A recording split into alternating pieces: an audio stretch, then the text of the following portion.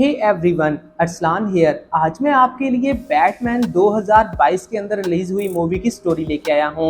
Movie की story start करने से पहले हमारे चैनल को सब्सक्राइब कर दें, साथ लगे हुए बेल आइकन को दबा दें ताकि हमारी हर आने वाली वीडियो की नोटिफिकेशन आपको बर वक्त मिलती रहे। तो चलिए शुरू करते हैं।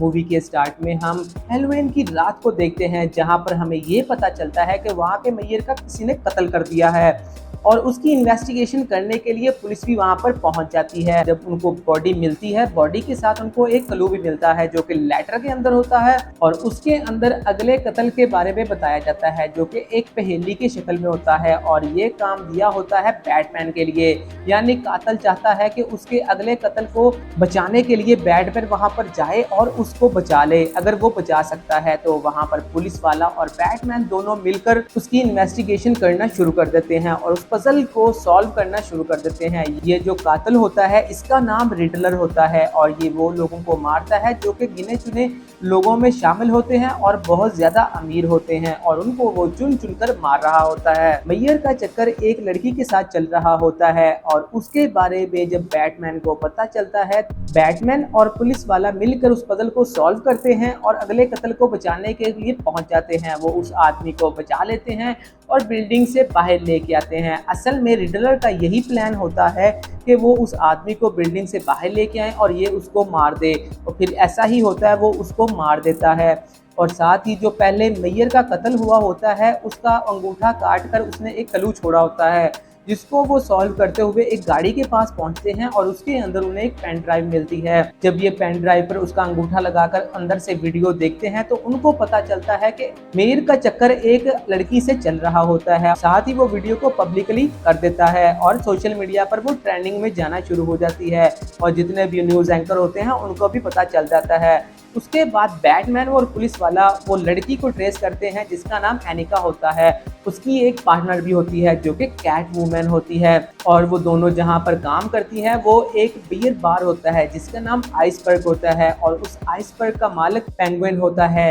बैटमैन उस इंसान से मिलने के लिए जाता है ताकि वो उस लड़की के बारे में पता कर सके और दूसरी जानब कैटवूमन भी वहां पर होती है। जब बैटमैन वहां पर मारामारी कर रहा होता है, लोगों को पटक पटक कर मार रहा होता है और सिक्योरिटी गार्ड के साथ लड़ रहा होता है, तो कैटवूमन वहां से मौका देखते हुए भाग जाती है और अपना कॉस्ट्यूम पहनकर वहां से फैल्कनी के घर पर पहुंचती है। इधर बैटमैन पेंगुइन से पूछता है उसके लड़की के बारे में, तो उसे कोई सॉलिड जवाब नहीं मिलता और ना ही उसके बारे में ज्यादा इंफॉर्मेशन मिलती है। बैटमैन वहां से चला जाता है और कैट वूमन वहां से फिर मेयर के घर पर पहुंचती है जहां पर उसको अपनी दोस्त का पासपोर्ट मिलता है। वो उसको लेकर वहां से निकलती है और अपने घर आती है जहां पर उसका सामना बैटमैन से होता है क्योंकि बैटमैन ने उसके आने से पहले ही उसके बारे में इंफॉर्मेशन निकाल ली होती है।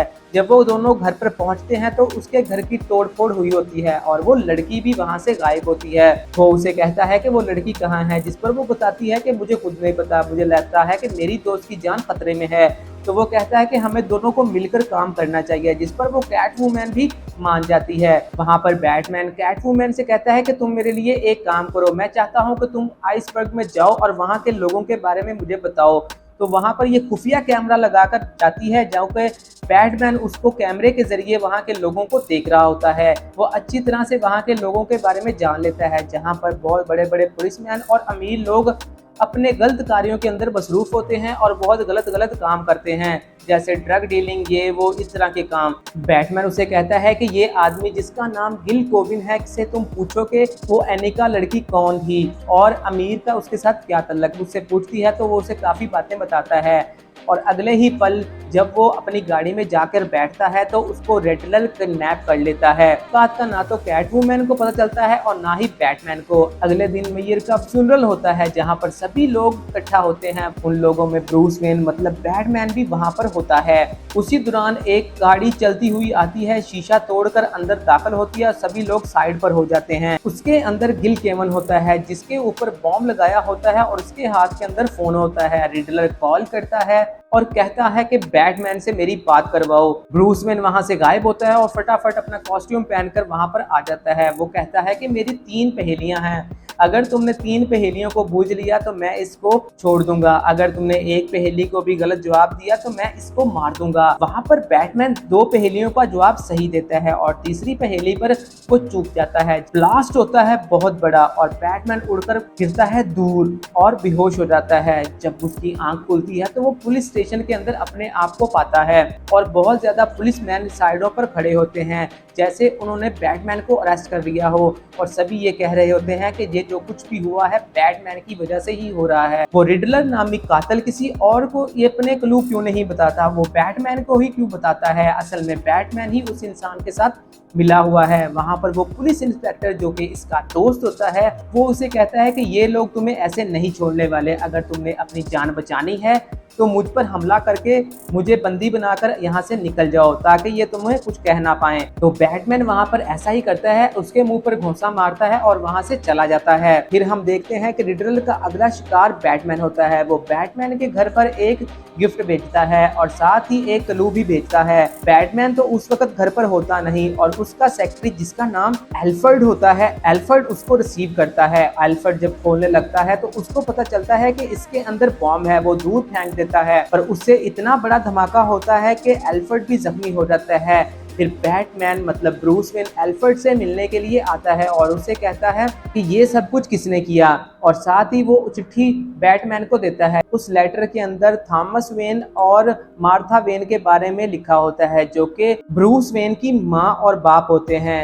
उसमें रिडलर लिखता है कि तुम्हारा बाप एक अमीर इंसान था और वो भी उस वक्त का मेयर बनना चाहता था और उसकी ये लालच की हद बहुत ज्यादा बढ़ चुकी थी। उसने एक एनजीओ बनाई गरीब लोगों के लिए और उससे फायदा उठाता था और साथ में वो ये भी बताता है कि उस दौरान तुम्हारी माँ को एक बीमारी लाहक हो गई जो कि मेंटली प्रॉब्लम थी। इसके बारे में एक रिपोर्टर को पता चल जाता है और वो के बारे में शाया करने लगता है, पर ये चीज मेयर को यानी तुम्हारे बाप थॉमस वेन को नहीं बर्दाश्त होती और ये उस रिपोर्टर को मरवा देता है। ये चीज सुनकर तो बैटमैन और पागल हो जाता है और वो जाता है आइसबर्ग के मालिक पेंगुइन जिसका नाम फैल्कनी होता है, उससे मिलने पहुंचता है उसके आइसबर्ग पार्ट में और उससे पूछता है। वहां पर वो उसे बताता है कि ये हकीकत है, तुम्हारे बाप ने मुझे ही कहा था उस रिपोर्टर को मारने के लिए।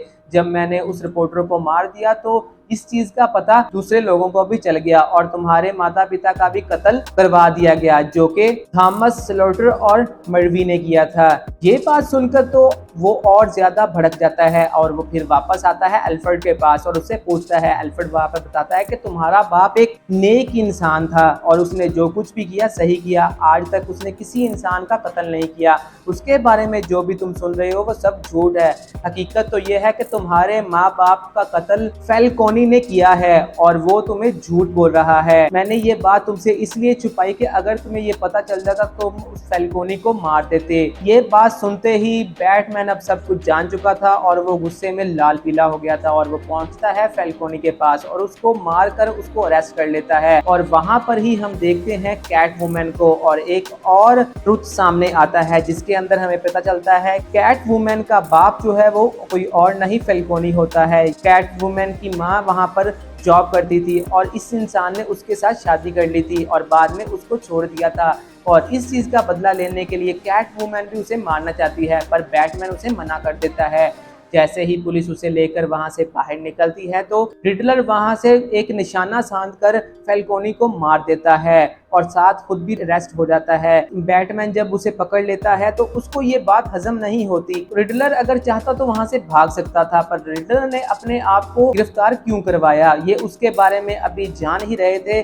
तो इसे पता चलता है कि रिडलर बहुत ही गरीब खानदान से तल्लक रखता है। जहां पर ब्रूस वेन के पास सब कुछ था वहां पर रिडलर के पास कुछ भी नहीं था। उसने वो हालात देखे हैं जो कि बैटमैन ने मतलब ब्रूस वेन ने नहीं देखे क्योंकि इसको तो खानदानी तौर पर ही दौलत मिली थी और उसको जीने के लिए बहुत मेहनत करनी पड़ी थी। वो इसीलिए अमीर लोगों को चुन चुन कर मार रहा होता है और साथ ही वो बताता है कि मैंने ऐसी ऐसी जगह पर बॉम्ब फिट किए हैं कि जैसे ही धमाका होगा हमारे गौथम के लोग सभी मारे जाएंगे, अब ये तुम भी नहीं रोक सकते।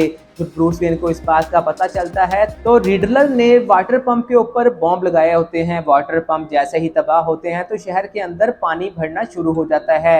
और सभी लोग भागकर गोथम स्क्वायर के अंदर आकर इकट्ठा होना शुरू हो जाते हैं। और बैटमैन को पता चलता है कि गोथम स्क्वायर पूरे सिटी का सबसे नशेबी इलाका है और वहां पर पानी बनने से सभी लोग मर जाएंगे। तो गोथम वहां से लोगों को बचाने के लिए पहुंचता है, जहां पर रेडलर के पहले ही लोग मौजूद होते हैं, जिन्होंने वहां पर प्लान बनाया होता है कि जैसे ही लोग यहां पर इकट्ठे होंगे तो हम ऊपर से फायरिंग करके उनको एक एक करके चुन चुन कर मारेंगे। कैटवुमन और बैटमैन पहुंच जाते हैं, जमकर फाइट करते हैं, उन लोगों को बचाते हैं। सब कुछ कंट्रोल करने के बाद पानी इतना भर जाता है कि इनको इंसानों को बचाने के लिए बहुत मुश्किल हो रही होती है, पर फिर भी बैटमैन एक जुगाड़ लगाकर उनको बचा लेता है और इस तरह ये बहुत बड़ी अनहोनी को टाल देते हैं। और साथ ही हमें मूवी के एंड पर यह भी दिखाया जाता है जेल के अंदर रिडलर को रखा होता है और साथ वाली जेल के अंदर कोई और नहीं, जोकर होता है और ये जोकर के साथ बातें करता है।